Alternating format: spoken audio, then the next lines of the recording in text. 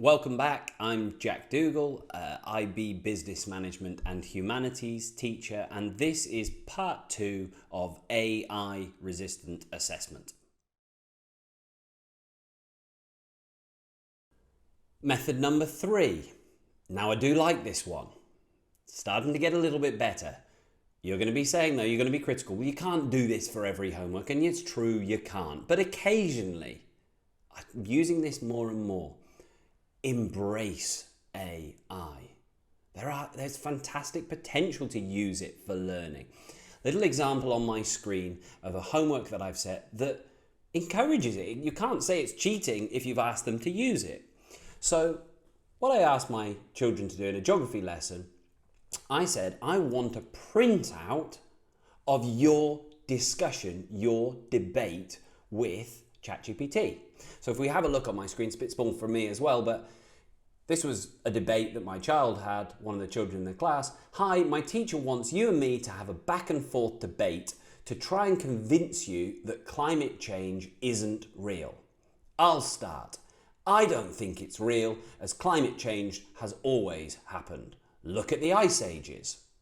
ChatGPT then writes back, I understand your point, but it's important to differentiate between natural climate variability and anthropogenic climate change. It goes on. You can then see that the child's written back, what's anthropogenic mean? ChatGPT comes back, anthropogenic refers to something that's caused and influenced by human activity.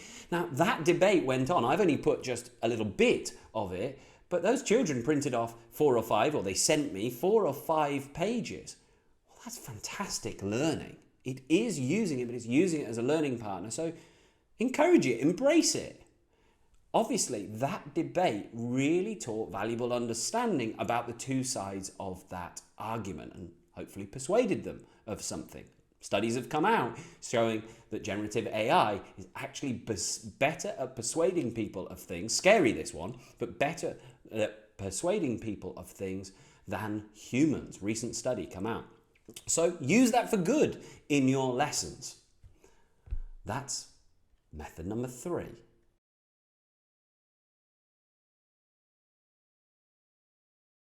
Method number 4.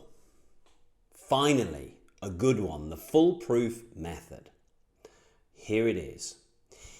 If you are worried about GPT spoiling the integrity of your homework, you use the same method that prevented parents doing the homework for your children.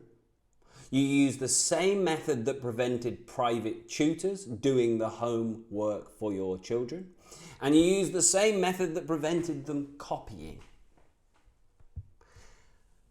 I'm being facetious, but my point is, if you believe that your homework was perfectly fair before, with absolute academic integrity, if you believe you could send a test home and it would be done without any extra help by all children, well, please tell me the method that you used, because whatever method you use to overcome those problems, they can certainly overcome the GPT problems. I've written quite a lot about this. I called this in an article, The Teacher's Quixotic Battle Against AI. I said, yeah, we can be frustrated by AI spoiling our academic integrity of homework, but I was saying, have we ever really had it? I think not. Now, I know there's many of you seething with me now, getting frustrated and saying, yes, of course we did. And the real issue is that GPT is so easily accessible that it's increased.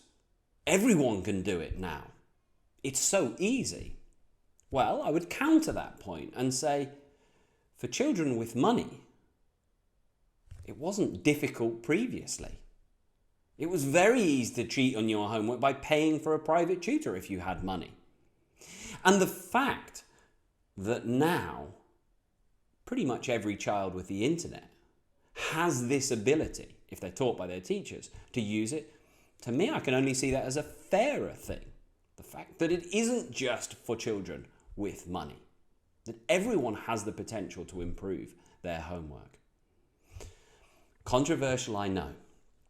So, I'm arguing there isn't a foolproof method with the homework. So what do you do? That's 4 methods that haven't really been very useful for you, I know, but what do you do? How do you stop children from cheating with the work that you set? The answer is watch them. It's not the one you wanted, but unfortunately right now, and it may even change, but right now, that is the only way. Unplug the tech. Get them to write their answers in front of you and watch them do it. That is the only way we can securely know that they haven't cheated, that they haven't used AI. That's why big summative external exams are going to probably be going in the short term back to draconian pens and paper. I know that's controversial. I know lots of people are rolling their eyes and saying, isn't that terrible? But currently there isn't an alternative. We can't catch generative AI at the moment. The little techniques I've shown you don't solve the problem. You have to watch them. But we still have to set homework. I know that. We still want homework, and I, of course, have to set homework, and we want the children to learn. So do we give up hope altogether? Are you rolling your eyes and saying, how frustrated? Well, no, I don't give up hope.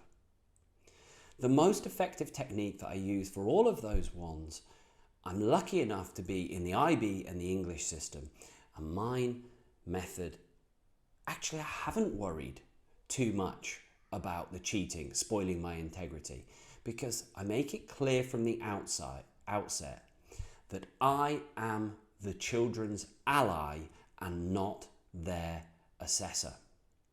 I'm lucky.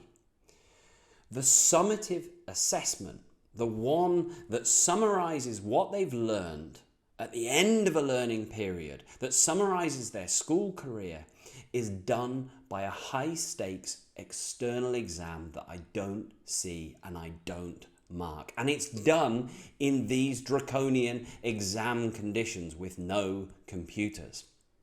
Therefore, I make it very, very clear to my children, I am not the enemy. In fact, whenever I set homework for them, I make it clear this homework is formative. The assessment is formative. The design is I'm setting you something so that you can form your ideas, so that you can improve your understanding. And then, if a child wants to use ChatGPT and hand in work that they haven't read and they haven't produced, I say, well, okay, if you've done that, but what are you going to learn?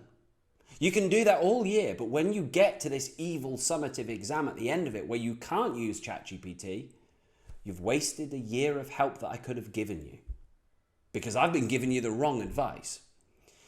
I found that very effective. I've explained it to my children, and occasionally, and I don't now get it very often, when they do use ChatGPT, most of the time, I just tell them, have you really produced this? Are you going to gain anything by me giving you feedback on this work? Or is this going to make problems for you when it really matters in the summative exams?